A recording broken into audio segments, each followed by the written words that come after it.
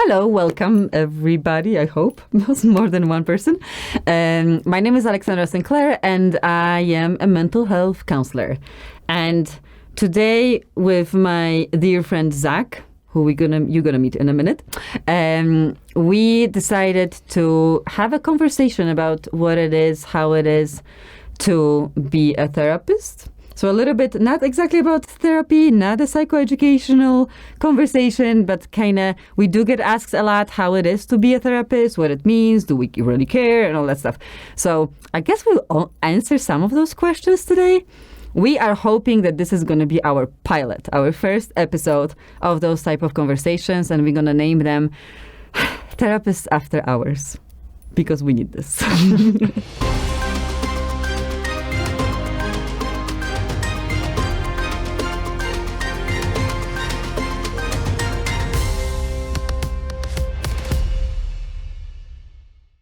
So here is Zack, ladies and gentlemen. Zack, go ahead, tell us a little bit about what you do, Yeah.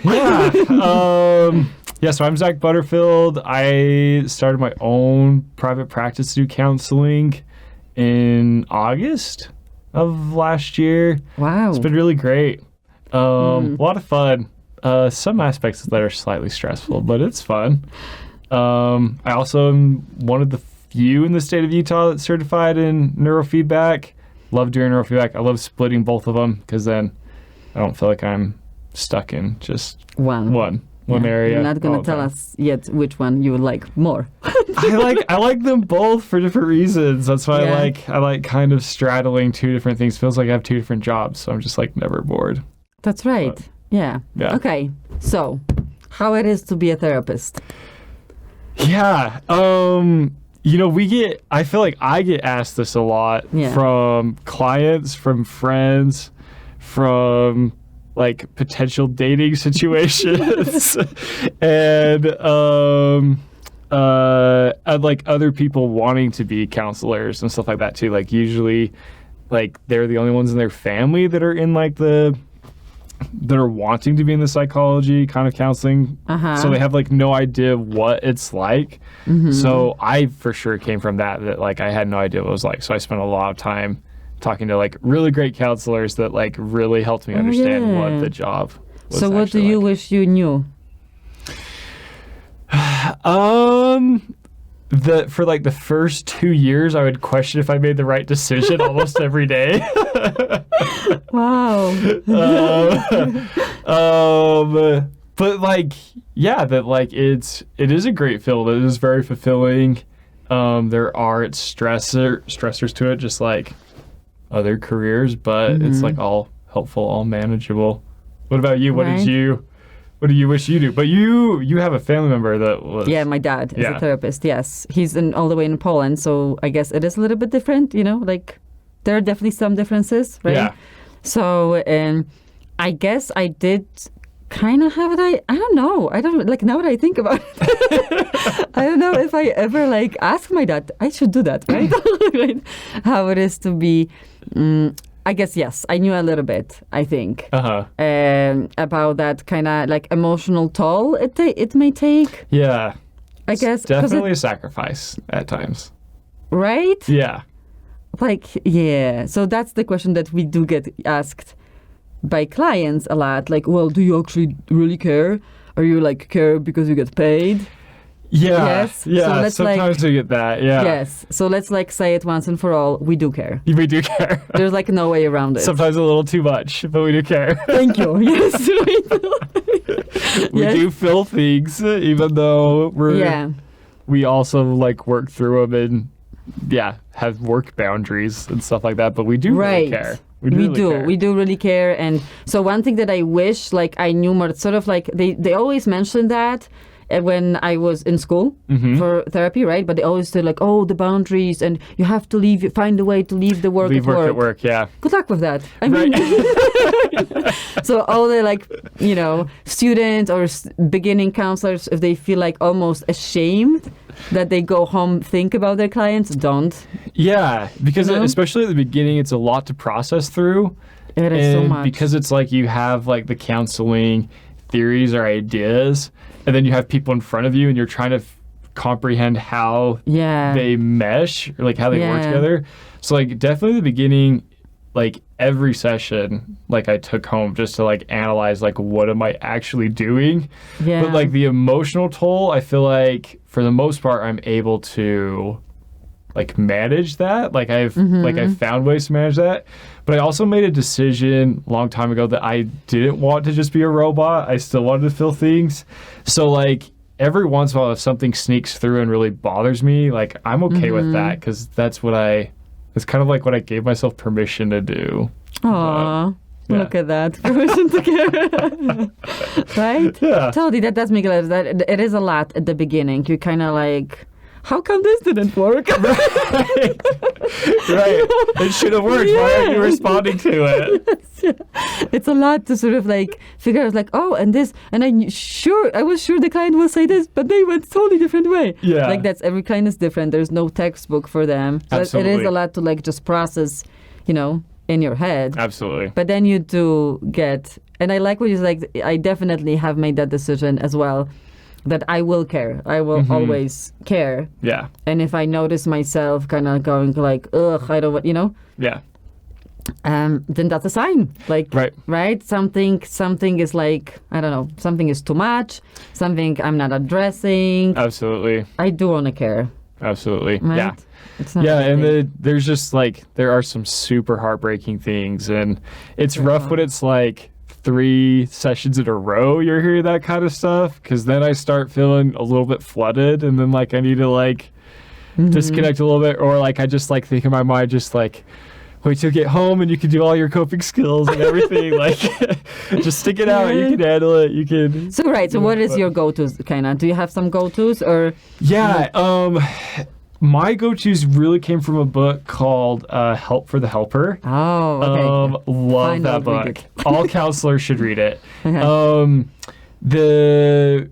The researcher, also, like, if I botch her book idea, like, I'm sorry. It's been a little while since I've read it. But my memory is that she was wanting to, like, do research about, like, compassion fatigue, secondary burnout, and she noticed it a lot with like counselors, therapists, doctors, nurses, and then religious clergy.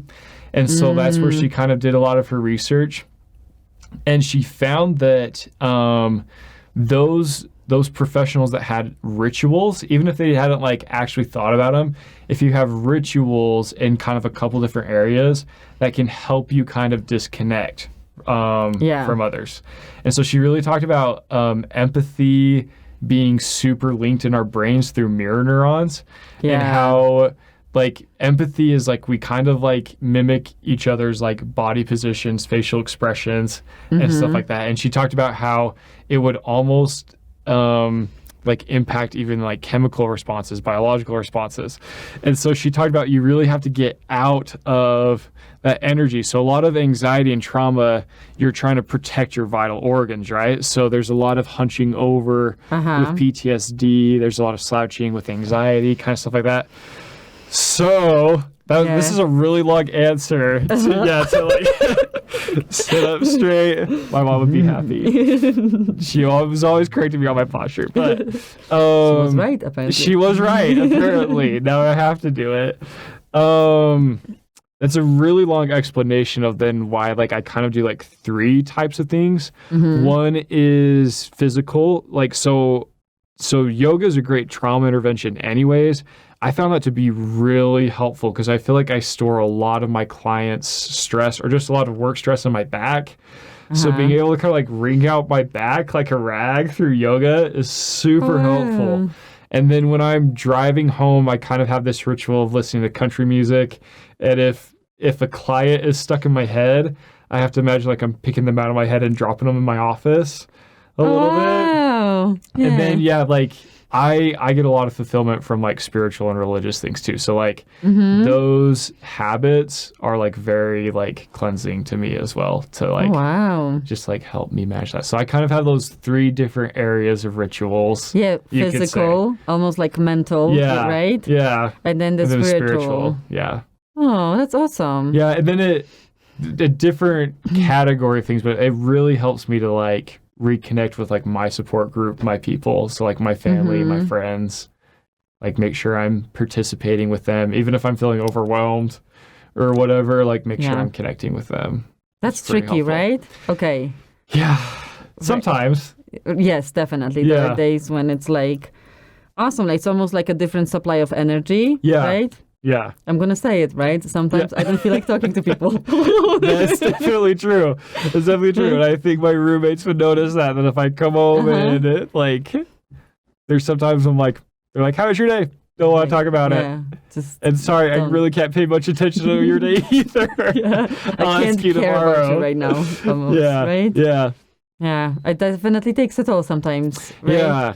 It's almost like a resource. It's not like I have empathy, or if I don't, it's like it drains throughout the day based on what's going on. Yeah. But yeah, I'm glad I don't necessarily have like a wife and kids to come home and like have to be more attentive, but like how do you handle that? Yeah, I have a kid and a husband, not a wife though. But it is, I sometimes do get to say it to my husband that like, I'm sorry, like I'm really I just can't. Like I have to watch something dumb and sort of just slowly kind of, like, I don't know, leave the stuff behind that I just don't have. And I think some of my friends know that too. Yeah. I'm kind of, there has to be time in a day, like, or a week or whatever, right? When I can like participate and, express how much I care and stuff. Right. I don't know. I'm kind of I don't know if that answers the question. It's difficult. It definitely is. And I think I said that to someone recently. My daughter is 5 years old, so that's awesome. Yeah. Because I get to come home and I get to snuggle and we get to play. Yeah. I get to be the Elsa and like play ponies, and that's cool, Yeah. I'm sure it's a little bit different when you have teenagers or adult children, when you have to like turn on that like listening and all that stuff. The drama at high school. Yeah, for sure. So, I don't know. It's funny because do you think we care about... That's a weird question. Okay, one thing that I wanted to add, before we started. Okay. That since we both are working as therapists in Utah, right? We want to make sure that clients are the most important, right? In our profession. Yeah. So we will not be using examples. Yeah. Which is kind of tricky, but we'll try, right? Even very vague. We keep thinking. We both kind of agreed on that. We keep thinking about our clients ever listening to this. So it's not just that we want to provide their privacy and no one else knowing who we're talking about, but we don't ever want them to feel like we talked about them. For sure. Right? Like specifically. Yeah. Okay? Yeah. So, well, if you're a client listening and waiting for a story about you, not going to happen, man. Right? Because I don't think that would feel good. It may feel good. It may feel bad. So For sure. Yeah. And so that brings up an interesting point, because obviously if people ask us a lot about our jobs and stuff like that, like we do keep things very confidential, or if like we ourselves need to process through a situation. So I frequently find that I change, if I'm telling a story, I change information or I change details about the story so that no one would ever be able to connect that with anybody. Like that's probably like a weird thing to do, but I definitely do that frequently, so no one knows if I'm talking about a boy or a girl or what age or like whatever. Oh, wow. That's a good idea though, because I feel like sometimes when I do that, definitely well, I'm a lucky one, I guess, in a way, because I still get supervision. Right. So at the beginning of the first couple of years when you work as a therapist, you see a supervisor every 20 hours or so. So I get that out there. Like, I don't know what I'm going to do. Yeah. That was great. And that is something I miss. Yeah. You do miss it? Yeah, I do miss it. Right? With a certain supervisor. I'm sure. And supervision is very important. And we can talk about that too, like what do we want from supervision, right? Yeah. My supervisor will hear it. He's doing great though, so he's fine. But what was I going to say? So supervision is a place when I don't filter myself. I don't even have to do that. For sure, because that's part of the and like it's different because you're in an agency still and I'm in private practice, and right, like HIPAA laws and confidentiality laws are different in agencies than private practice. So if there's something that like I need more help with or like I'm confused on, I try to make it clear with clients like, hey, are you okay if I like ask like a counselor, like another counselor? I won't tell them who you are or anything like that. But so I do that sometimes, or I just describe the situation very vaguely, like, and I don't give any details, like sometimes. Okay. Wow, I'll have to think about it at some point. That's tricky, you know? Yeah. Because that's very cool to not, that I guess that these are the differences, right? Between like private practice and working for like a larger private practice where you have coworkers and stuff. Definitely supervision, like that's, that's confidential in there, so there is no fear of that. For sure.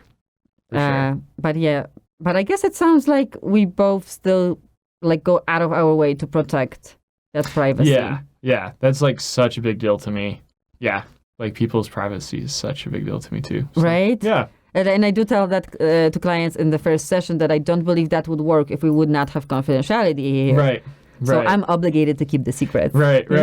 Which is like interesting. Have you ever had clients be like, I want to be like your friend, like outside of counseling, or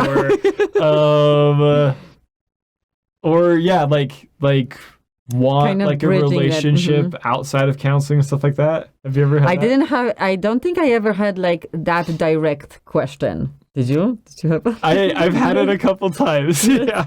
Yes, I want to be a friend after therapy. I think it does. No, I didn't. What did you answer? Can we say that? Yeah, I'm fine saying that. And I feel like this kind of goes into what we were kind of, maybe what I was thinking about talking about. Maybe not. You weren't on the same page. No. But I feel like a counseling relationship is so much different than any other relationship I have. And I feel like it's even different from like a client to counselor perspective than a counselor to client perspective.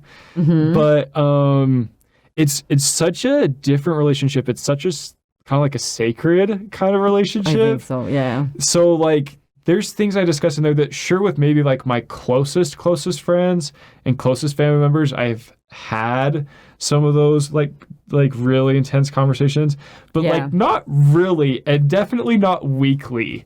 Like with my friends, with my family members, we're still playing games. Like we're talking about like our favorite TV shows. Like we're talking about the news and stuff like that. Like we aren't just talking about like really intense things that are really like vulnerable all the time, especially like weekly. So it's like a very kind of like sacred relationship to me that feels very different from a friendship. I wouldn't know how to convert that. So like to me, like it just kind of stays in that kind of area. Yeah, I think that's a perfect way to describe it. Yeah. It is very very unique, right? Like we don't have those outside, right? Right. It is kind of funny how some clients, especially so where I work, we have day treatment, Yep. So these are clients that would come for many hours, like whatever number of hours a week, right? So they do therapy a lot, and some of them say like, oh, like after having all these deep conversations for these many hours, I cannot do small talk anymore. Right? It's almost like and so these are like deep conversations, and that's the only like way we spend time with a client, right? Yeah. We don't do much small talk unless it's like really first, half a minute or right? Like couple minutes. Yeah. I also do think about that sometimes. I'm not one of the like blank slate therapists. I think I do. There's no way. Right? Like I have expression, I say something, like I joke with clients, right? Like I do definitely bring my personality into it, but not political views. Yeah. Not, like, I don't know, hobbies or, Yeah. Like I do mention, like if that has anything, like if that would benefit a client, I do mention sometimes something. I mentioned that I have a daughter, they have, But overall, I feel like I'm still like, I don't know how would they feel if they would see me in a certain context. Yeah. Right? I totally know what you're referring to. Yeah, I don't know if I want to say that, but no, I guess I'm fine with it. But and I do like you said, depending on the client, depending on the situation, if I feel like it would be of benefit to their mental health, I do share something about myself. So like if I'm talking about like managing my emotions and like I'm working with a client who's like really high in empathy and has a problem carrying on everyone's emotions, I'll talk about my rituals and stuff like that. And so like then they like learn that I listen to country music or something like that. Or there are times I feel like if I learned a particular lesson in a way, like they can connect with that. And so I am willing to say that, but only if it has benefit. But like you said, like we're not discussing politics. I do if I have a client that I'm trying to work on like social skills or having confrontational arguments, I say toss out your most like confrontational political opinion and let's talk about it, and I'll just take whatever opposite view it is. So that's nice. So like I don't think clients would actually be able to guess my political views. Wow. But like because I like if I'm doing that, I'm just gonna take the opposite side. Even if I don't It's agree a cool with idea, it. actually. But, So that's so it is kind of sacred. It has to stay in that context. Maybe definitely, life is life, right? It may happen that person like will reappear or we will reappear in a different context in a client's life. Yeah. It's not the end of the world. Yeah. But overall, it's sort of like we're playing a certain role in their life. Yeah. Yeah. Right? Absolutely. Like they don't see us interact with their family members. Right. Right. So there's also that would be weird. Yeah, there's also a lot of ethical rules Definitely. for our licensure around that too. Not allowed to have sex for 5 years. Yes. I knew this at one point, but I actually for a certain situation I was reading the ethics code again today. And it wasn't today. It was today, but it's not a big deal, but I just wanted to like check on some things. And I came across a section that for us, we can't have a relationship with them or their family members for 5 years. Yeah. I thought that was just a marriage and family therapist kind of person. I didn't actually remember that was for us too. Not that I've ever done that, but it was a good reminder to go through. Kind of good rule of thumb, just don't. Right? It was a good reminder to go through the ethics code. Yeah, that's right. Yes, so there are definitely kind of ethical guidelines to not do that. Yeah. And then there's obviously kind of, some, common sense situations. Yeah. Right? But definitely going from therapeutic relationship into friendship just for the sake of it, not a good idea, I guess. Right. Because just simply hanging out or going and doing something would take away from that in my mind. It totally would. So. Yeah. Yeah. I don't know. Does that make us weird? Yeah.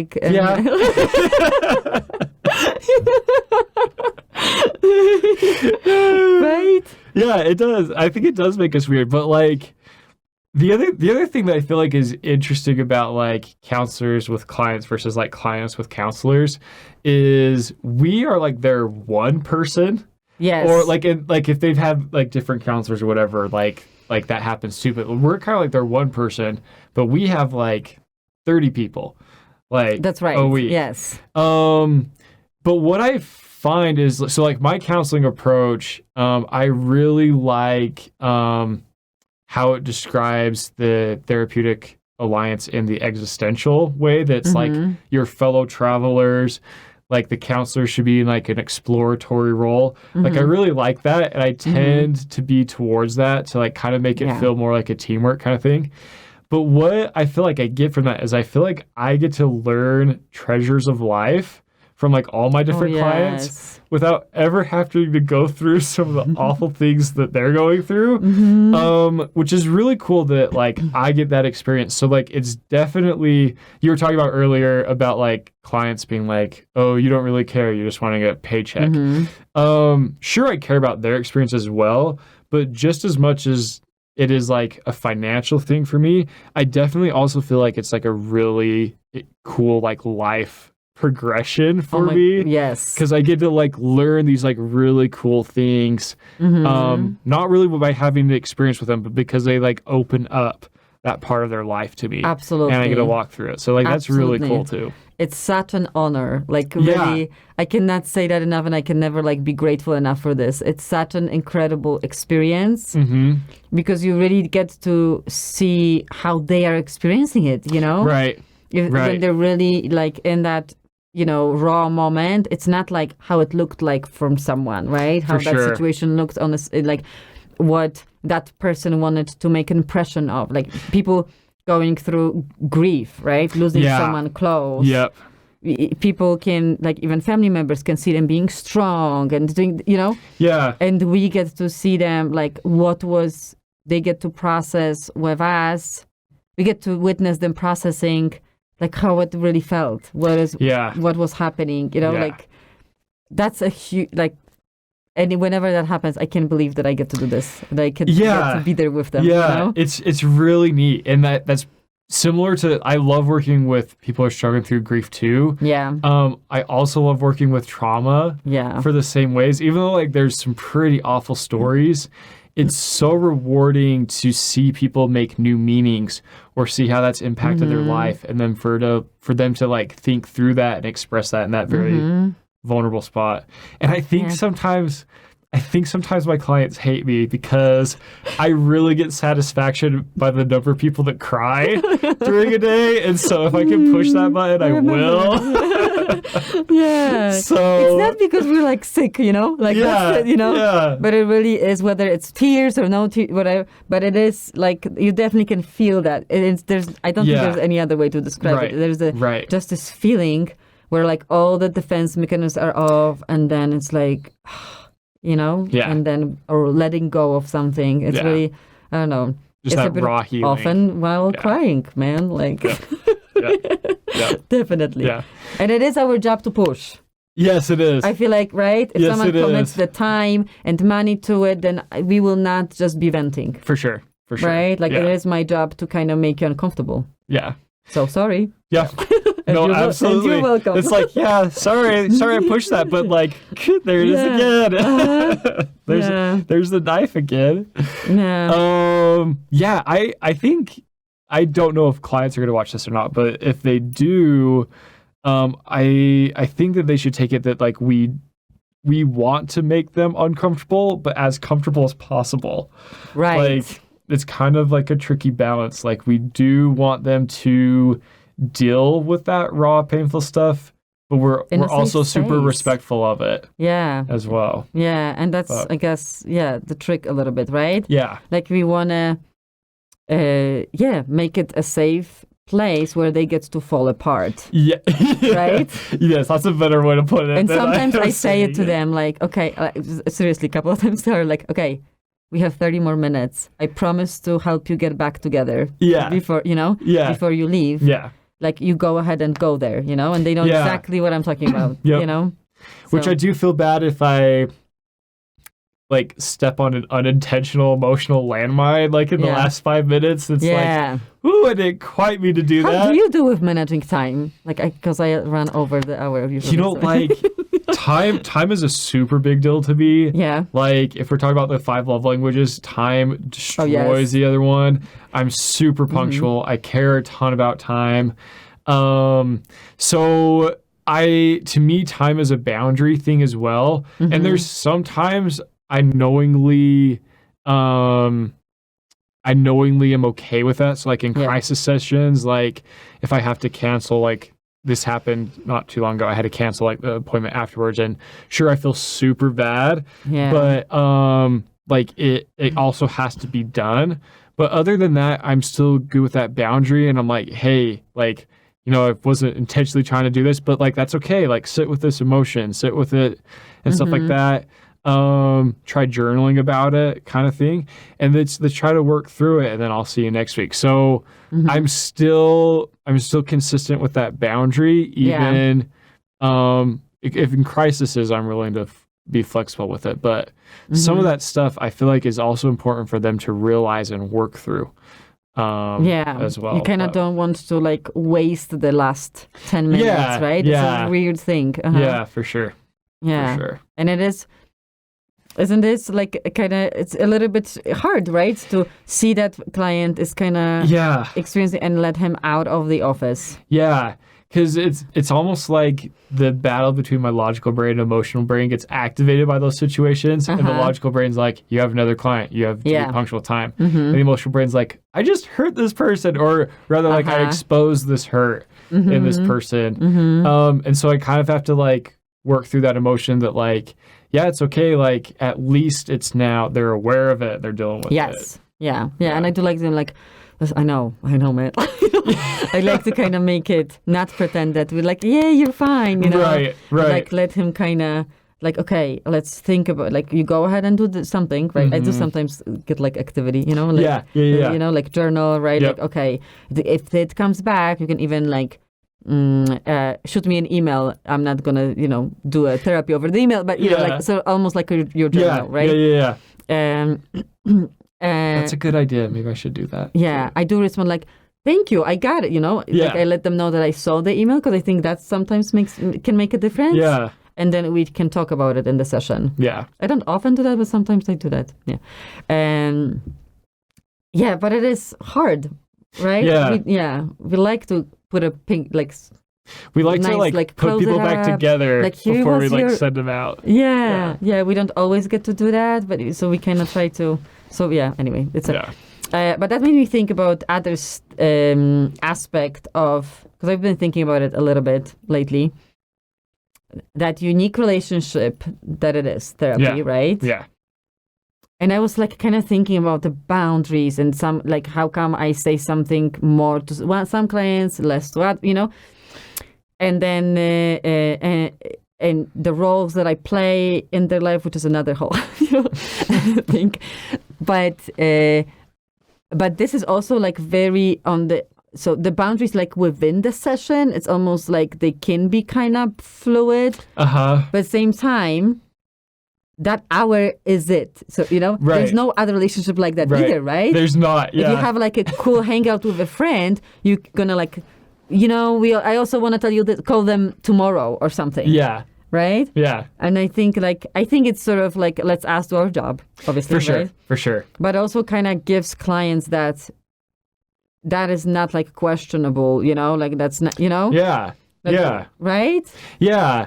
That's a sort of, whatever happens during the week, I have this hour, but also I don't have this anywhere else, sort of, any other time. Yeah. And, it brings up an interesting conversation than, like, if people are wanting, like, more sessions in a week or less. Yeah, do you do that sometimes?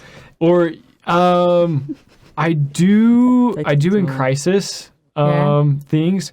But the other thing that, so I'm a huge believer, and, like, I'm sure this could be a whole podcast on itself, but I'm a huge believer that a good chunk of mental health challenges, the basis of them is a disconnection with their support group, or not being able to connect with their support group or find a support group.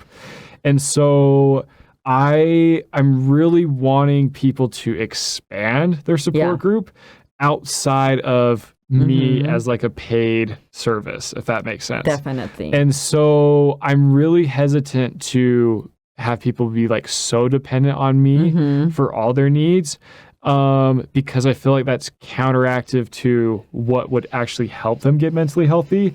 So I very, very rarely do stuff like that, because I'm mainly wanting them to reach out and build their support group. As well. Definitely. That makes a lot of sense. You don't want to kind of, them to like grow and not needing it elsewhere. Yeah. Right? Like you're a substitute for a friend. We don't want that. So that makes sense. I do sometimes do clients, I see clients every other week. or I do that too, yeah. Right? Like they've been coming for a while, now we're slowing down, or just kind of, it is a little different therapy though. Yeah. Right? Yeah. If I'm reducing people every other week or once a month, it's mostly to just kind of like check in. Yeah. I kind of like that as like a support. I also like people to realize how good they're doing on their own. I know. Because I genuinely believe in people maybe a little bit more than they do at times. Like, I feel like I'm quicker to notice changes in their lives and even how they're talking to me or kind of like the energy they come into the room with. And it's like, okay, something's different. They're like, yeah, but my life's still miserable. I'm like, yes, but you feel like there's a different vibe in here. Like you're giving me like you're saying things differently.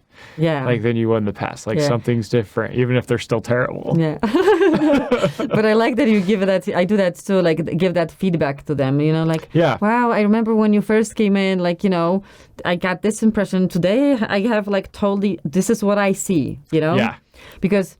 We don't want to be like friends and their main support system, but I feel like they get to practice on us. Absolutely. Right? Absolutely. They get to have like the warm and fuzzy experience. We're of like generally nice people, Yeah. We're not mean to them. Not a good day. Right? So they have an experience that they put themselves out there and someone did not like shame them or reject them, right? Even that, right? Right. For some people, you would be surprised, which makes me sometimes sad. But they have to come to therapy to be like, oh my gosh, yes, you're right, that was terrible. I'm glad you're okay. Yeah. And they're like, really? Someone told me that it was my fault and it wasn't a big deal. Like, anyway. Yeah. So they kind of get to like practice. That's why I do absolutely. Get to do feedback, especially to young people. Yeah. Right? Like, for example, having like rough years in high school, and I was like this quiet or something, or God forbid bullied, or all that stuff. And now they're 20 something, and they still feel like this, scared kid in high school. Right. And then I get to tell them like, that's not what I see. Like, you know? So I don't know. Right. I do give that feedback. So, right. Yeah. Definitely. Right. Sorry, I was like really thinking about that, so then I lost track. Sorry. I want to go to the future, but I do tell people how I see them, clients. You know? Because I do a similar thing. The way I phrase it to them is, I don't want you to play the guessing game with me. I don't want you to. I don't want you to be like, oh my gosh, what is he actually thinking? Like, I want to give you my honest reactions. But in doing that, like, sometimes I might say something that I don't believe in 100%. So frequently, there's times I'm saying like, okay, I kind of feel this, but it's only like at a 40% kind of thing. Like, and so like don't take it as like 100% kind of thing. Take it as like a small percentage kind of thing. You see it in there kind of. Yeah. So that's kind of how I phrase things, because I'm like, I'm trying to give you my authentic reaction, but my authentic reaction is sometimes conflicted, that like, ooh, I'm noticing this, but I know it's not always a thing, but I'm noticing it in here, and here. Yeah. I think it's important, because and like, well, not to compare trauma clients. Yeah. Too, right? Yeah. They sort of struggle, especially like with childhood trauma or, extensive trauma. They kind of don't know who they are. Yeah. Yeah. Right? I can tell you like the neuroscience behind that. Oh, really? Yeah. Okay, do it. Can you do it like in a super easy way? Like, Okay. So, when they analyze a lot of brain parts, just like the brain structure and function, like during trauma, when trauma is resolving, or just PTSD, they find that 4 areas of the brain are really, really affected. One's the logical brain, one's the emotional brain. One is your sense of self, and then the other one is your sense of time. Oh wow, that makes so much sense. It makes so much sense, right? Yeah. It's so cool. So it kind of disconnects those 4 parts when it comes to that event. So that's why people with a lot of trauma have like a big part of the PTSD diagnosis is like a negative image of yourself or difficulties with interpersonal interactions. And I also feel like that's where a lot of the focus should be for PTSD, is working on helping them rebuild their relationships, rebuild their identity and stuff like that. So yeah, I spend a lot of time with them talking through that identity, because something that also happens is it's almost like the emotion brain takes so much control that they start identifying by their emotions. And I have to tell them, like, these are two separate parts of your brain. Like you can't identify by your emotions. Like, we have to kind of separate that out, kind of. I will so use this. Yeah, this has been like really helpful for me. You know, like, to tell, like, because I do say that, like, okay, you're not your thoughts, you're not your feelings, it's just something you have right now. Yeah. You still get to make a decision, you know. But I like that it's like, you know, obviously, I didn't think about that before. Yeah. The two separate parts of your brain, they're housed in a different spot. That's awesome. If you want to know their names, like the precuneus is the part of the brain that deals with your sense of self. Okay, that's so what you can talk about like, you can talk about like the amygdala with fear, the other parts of the emotion brain, the logical brain, and then sense of time's up in your parietal lobe, which is in the crown of your head. And that gets affected. It gets a lot affected. That's part of PTSD, right? Yeah. You feel like you're there. Yeah. So a lot of the times, if I'm doing counseling, not neurofeedback, if I'm doing counseling with a client that has a lot of trauma, they start to kind of blend past and present. So they'll say a lot of things like, this person in my life now did something that reminded me of that person then, or they were acting just like my father, just like my mother, just like the person who abused me, like all sorts of things. And so that's where the time gets distorted in the brain, is that it's happening again, even though they're different situations. Totally stuff different like that. situations. But it's, so we say like triggered. Yeah, but that's we say literally, triggers, right. Yeah.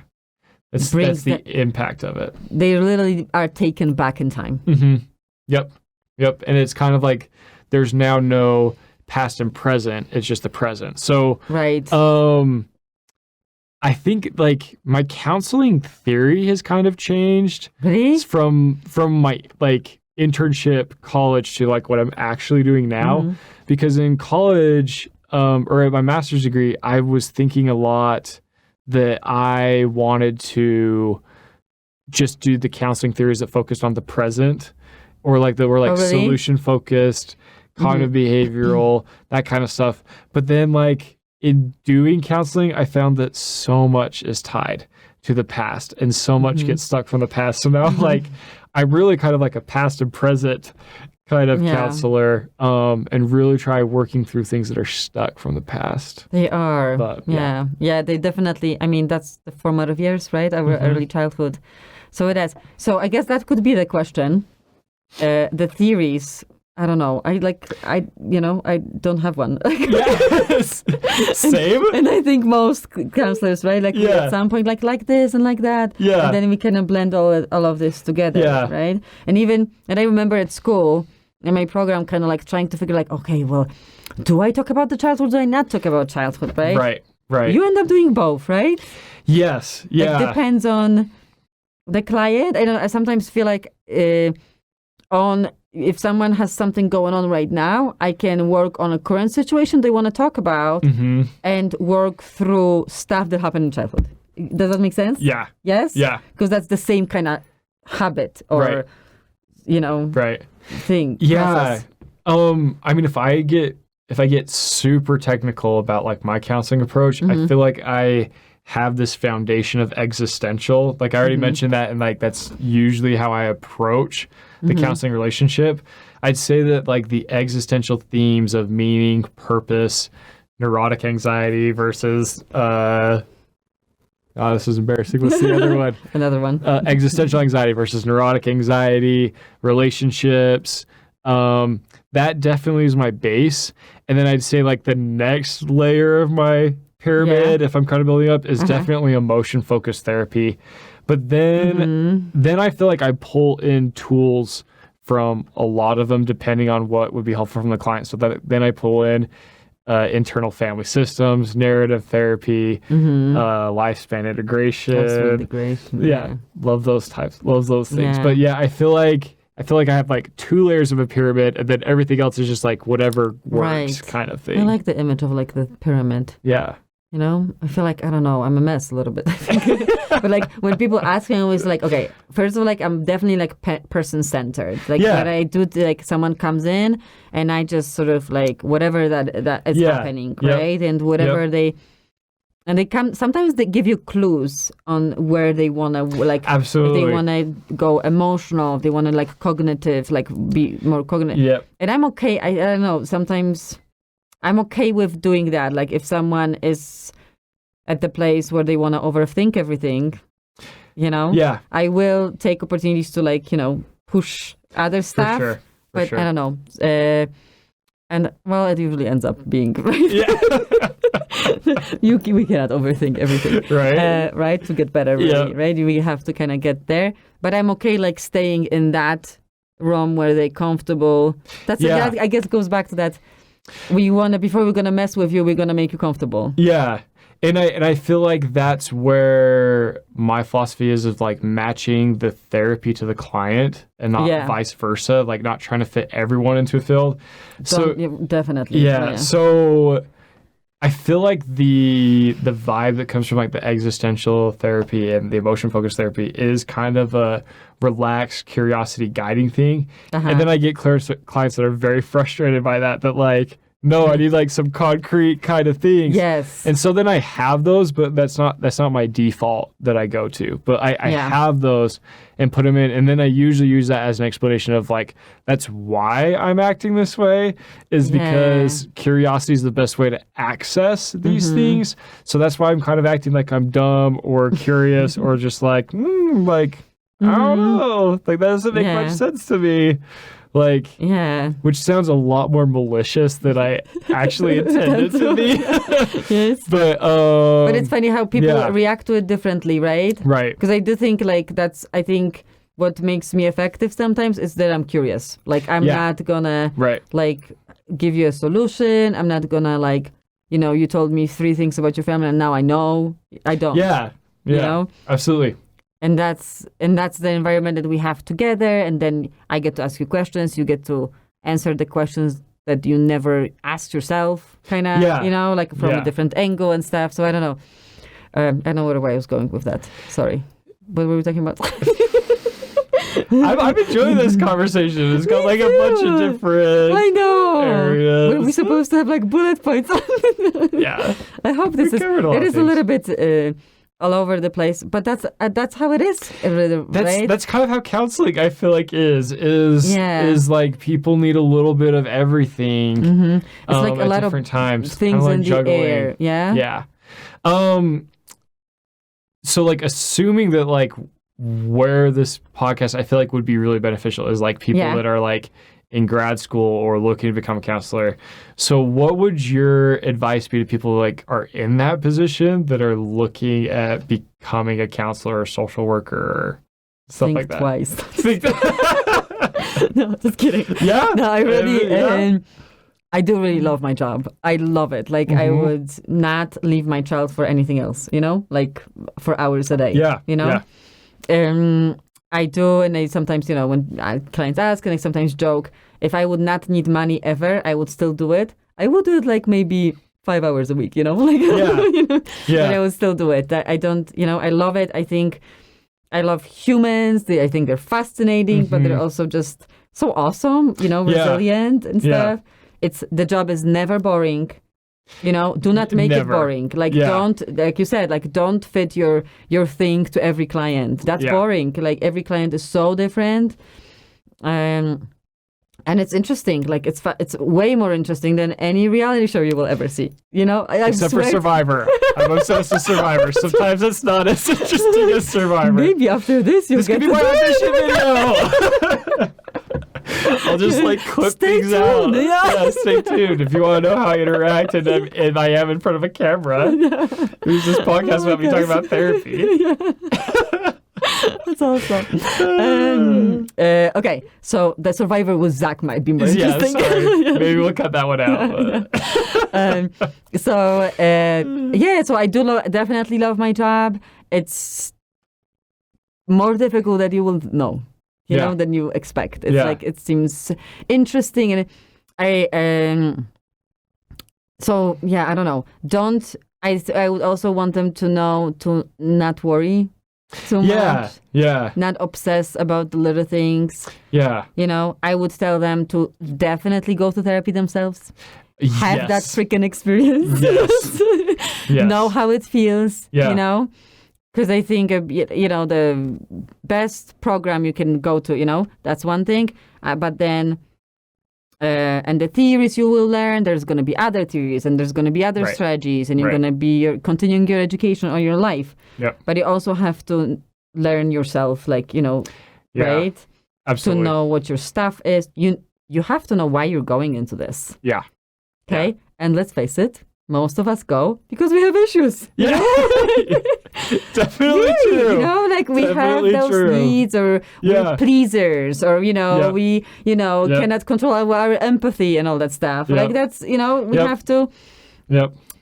We have to know that, and and it's not bad. Like, don't freak out. You know? Yeah, it's definitely a journey. Yes, it is a journey, and that's probably going to be the harder one than your, you know, exams and stuff. You know, but it's only fair. Yeah, you know? So I would definitely want them to know that, and it's okay. Whatever reason, whatever happened until now, it's fine. It's not. There is no wrong reason to do it. You just have to work through it, basically. Yeah, absolutely. That rhymed, by the way. So yeah. That's awesome. You know, like, be brave. Absolutely. Because human clients are brave, aren't they? They are. And sometimes it's like seeing their bravery. I'm like, okay, I can do something hard too. Yeah. Think of what all these other people are doing that are hard. Yeah, it's definitely very inspirational. So that's another thing that I kind of, I don't know, seeing people being so brave. Yeah. You know? Yeah. Anyway. For sure. What would you want them to know? Yeah. Well, I like everything you said was so relevant, but the part that you said about like working through your own stuff, seeing your own counselor, I remember naively sitting in like counseling theories class before I even started my internship or anything. And we were reading psychodynamic theory, which has a lot of like Freud principles, transference, countertransference, and stuff like that. And I remember thinking, there's no way this countertransference, this transference, this dual processing stuff, there's no way it's a thing. It's definitely a thing. Yes. Very definitely a thing. Yeah. So to your point, I think you have to be willing to embrace that. Yeah. That certain clients will push your buttons. Not that clients that have pushed my buttons, it's not like I dislike them. They just activate something that's unresolved inside of me, which is a pretty good indicator of what I need to do and what I need to address in my own life. Yeah. And that's actually made me a much better person today than I was at the start of therapy. And like, I can distinctly think, and I'm also grateful for clients that like did push my buttons. They had no idea. I'm pretty sure they had no idea that they were pushing my buttons. But I am very grateful for those moments because like it did give me something to like address in myself, and I'm so much better on this side of it than I was before. Yeah. So kind of like, I think really don't run from it. Kind of be brave. Yeah, be brave. Face it. Like really acknowledge it and be brave, and get yourself a therapist or talk to a colleague, or you know, like that's important. Alex was my therapist frequently. He was my therapist. Yeah.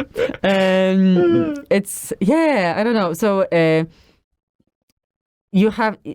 I would even go as far as you will not be effective. Like you will do disservice to clients, right, if you're not willing to acknowledge that stuff. For sure. You know? For sure. And they will keep coming either. It's not like you're going to go, in grad school, I'm going to go get my therapy, and then never again. Yeah. Things will keep coming back, right? Like some clients, and then you process some of your difficult stuff you went through. Absolutely. And then you will, I don't know, like get older, and that will come back from whatever, you know? So, so we always we kind of have to, really, I mean, you know, firefighters have to work out and be strong so they can carry us out of the fire. We have to like work really out watch work out our emotions. Yeah.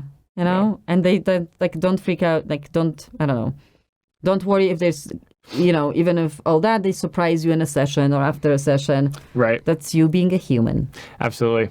So get on board. Which I think is a big deal. I think we have to. I'm like, one of the problems I had to work through was being a perfectionist.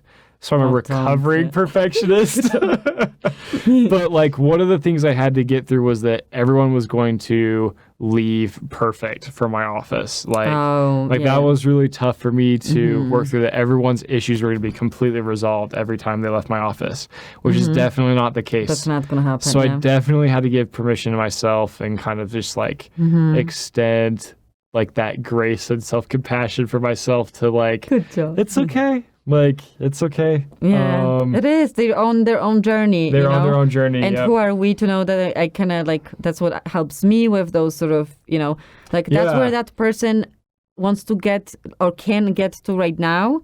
And who am I to think that's not the right spot? I don't, it's really like, I have to trust them that when they're going to be ready, they go, they went where they needed to go. I don't know.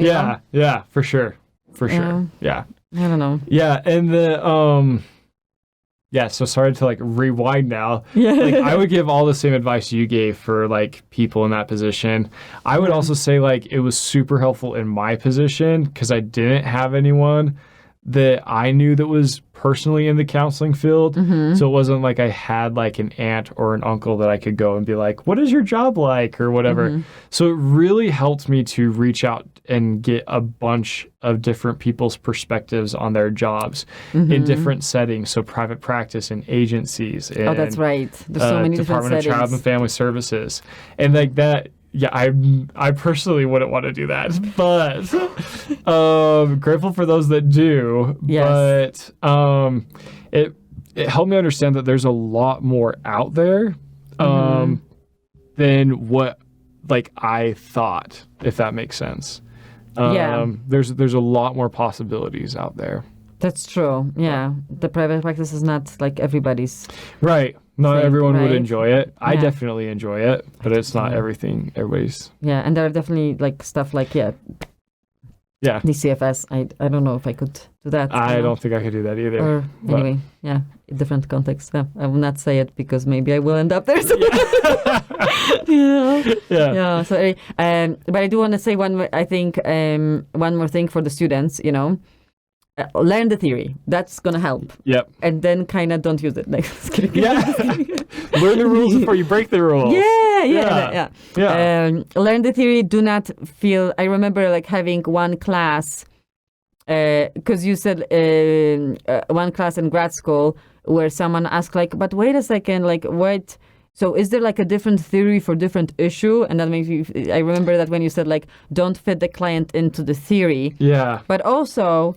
And that professor, that's a beautiful job that day. She actually like sat down like, okay, I don't remember what was her example, but she went through one example approached with many different theories. Yeah. Right? Yeah. So it really is, okay, correct me if I'm wrong, right? But I think we're on the same page here. Because I feel like whatever is like, matches you, whatever theory matches you as a person, as a therapist, your philosophy, like don't fake it. Yeah. Right? Don't force yourself into something because you can help a person with addiction from emotionally focused point of view, behavioral cognitive, or like family systems, definitely. Yeah. Lifespan integrate, like all those things can, they're gonna kind of like look more perfect for some clients, but all that stuff can be applied, right? Yep. I need to like dig up this research article again, just so like I'm not spewing lies. I can actually like remember where it's at to point to it. But they did like a widespread meta-analysis on counseling theories and stuff like that, and they found that counseling theory didn't matter as much as connection to the therapist, how clients felt connected to their therapist, and the problem that the problem that they were coming in with to begin with. Those two things predicted success. Yeah. Counseling theory. I think there is like a number of success. Research. Yes. There isn't like one more effective than another. Yeah. The relationship, right? The relationship is the big deal. Because even if you like love cognitive behavioral, you can still get deep. Right. You really totally can. Right? Like that's still, those, you're going to talk about like behavioral reactions, cognitions that came from somewhere, right? Like the experiences, blah, blah, blah, the thought behaviors. Anyway. Yeah. Right? So you could definitely, if that's what you're comfortable with and that's kind of like matches the way you think, problem, whatever, then do that. And then you can pull from everything else as it kind of comes. So relationship, right? Clients connection. The relationship's the big deal. Yeah. Some people say relationship is the therapy. Yes. Yeah. Yep. I did hear that a while ago. I haven't heard that since I've been like a counselor for like a year or two. Oh, really? So I feel like that's right. Yeah. Okay. Yeah. I believe that's right. Clients get to experience things with you too. Yeah, absolutely. You know, you are one of their humans. Absolutely. You know, so I think that's. So you gotta be genuine. Yeah. And so to your point, finding like the one or two counseling theories that you most resonate with are going to be like the most helpful to have people feel connected to you. Yes. So like, like I totally endorse that of like maybe just focusing on like one or two that you personally feel really connected to. And then I found that I learned those really well. So like for me, it was originally existential therapy and reality therapy. Mm-hmm. And I learned those really well. And then I found that, hey, there's some things missing in my skill set that I don't have. Also, like, before I go into this, like, you also don't have to be everything for everybody. Yeah. Like, if you, like, I refer a lot of people out to do EMDR. Mm-hmm. It's something I want to get trained in, but I'm really busy and I'm getting trained in a lot of other things. So it's kind of like on the list. But, like, I do refer a lot of people to do EMDR. So I don't have to be everything for everybody. But yeah, so then I found that like, hey, like I really do enjoy this reality therapy, but I don't feel like it's helping people resolve trauma. And so that's when I really kind of got into lifespan integration and internal family systems. And I found like those were really helpful. And then to me, emotion focused therapy is so close to like existential, humanistic, person-centered that it was really kind of an easy tie-in as well. And now, like, I rarely do reality therapy, which is, like, really interesting because that was, like, one of my main ones. But that's another thing, right? Like, when you're starting and that sort of, like, makes you feel a little bit better, right? It helps, feels right? comfortable, Yeah, it feels comfortable. Like, I know what I'm doing, you know? And later you don't even remember that's what you're doing, sort of, you know? Yeah. I think. So, I think your point about connecting with the one or two you connect with and going from there. Yeah. Is a really and they will thing. change. They're not going to be doing that theory for 30 years. They will change, you know? So, and that's fine. But yeah, having like some sort of base or just like knowing the rules of one can help. Can help you kind of, I don't know, be comfortable in the, and make it comfortable for the client. And it goes from there. Yeah. All right. Did we miss anything? Probably. There's so much more, right? Yeah, there's a lot. Maybe if like people send us questions, that would be awesome. If we miss something, yeah. I mean, I feel like if there's like that question, that would be great. So let's do that. Let's that was fun. Thank you. That was fun. I feel better. I'm glad I got to come do this. It was a long week, you know? It was like... Did you have a long week? Since the virus has started, I've had several long weeks. Oh, that's right. We didn't even mention... We didn't mention the virus. Yes, so I don't know, like, there's going to be a date, but if someone watches it 10 years later, we're filming this during coronavirus. Coronavirus, yeah. Yes, so that's definitely impacted our everyday job. Yeah. Not in a way that you would think. Maybe that should be like our next... podcast. Yeah, because I actually have a lot to say on that. I know. Like, because we also had an earthquake here in Utah. That's right. And I think it's important to know that counselors have bad days too. And the day of the earthquake was a bad day for me. Yeah. And so I was I was over it. Did you already? Yeah, I canceled all my appointments that day. That was Wednesday when I don't have sessions. So so that was my day kind of off.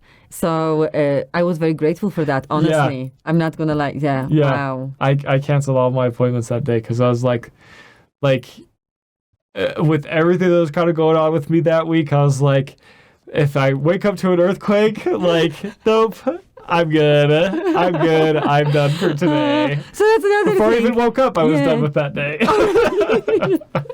And then Yep. So that's another thing, right? Like, yep. Also, therapy is also human. Like, if you need a mental health day, you take a mental health day. Right? You don't want to go like straight like that into sessions with clients. Absolutely. Right? Yeah. So awesome. If anyone was hearing us out, thank you so much. I hope we didn't waste any time. Yeah, if it's only just my mom listening. Hi, Mom. So we will probably do this again, right? Yeah. So stay tuned. This is going to be on YouTube and probably on your Facebook. Yeah. I kind of started YouTube channel. So yeah, fun. totally. Yeah. That's awesome. So this is going to be the series. And what do we say? Therapist After Hours. Therapist After Hours. Yes. Yeah. And definitely that would be awesome, right? If people, students or interns or just people wondering if they want to go to therapy, sending us questions either in comments or maybe on your Facebook comments or private message. Yeah, I think there's an option to private message my business on Facebook. You can send them there, and I can collect them there too. Okay. Yeah. We think there's a way. I think there's a prepared. way. We have those technical kinks worked out. But YouTube is a cool place because then others would see the questions and comments, and we absolutely do not offer to answer those questions as they come on YouTube channel. Yeah, right? Yeah, and my other Facebook. thought would be like if it's really specific to a counseling situation for you, that you should probably seek out just like professional treatment instead of I think with everything that we said about therapeutic relationship, how really sacred that is. Obviously, we would not comment to like answering questions online. Yeah, answering like personal things. But I feel like our questions here are probably more generic or background, like scene background kind of thing. Yeah. Or general topics. What should we talk about? What would be interesting to hear from our, after hours mode. Yeah. Okay. I am definitely after hours. Yes. I dress a little bit more casually too. I like wear like maybe a button-up shirt or a polo shirt. Nah. But I am very casual. Quarantine today. time. Quarantine casual. So thank you so much. We do look forward to any questions, comments from you, and we'll see you soon. Thank you.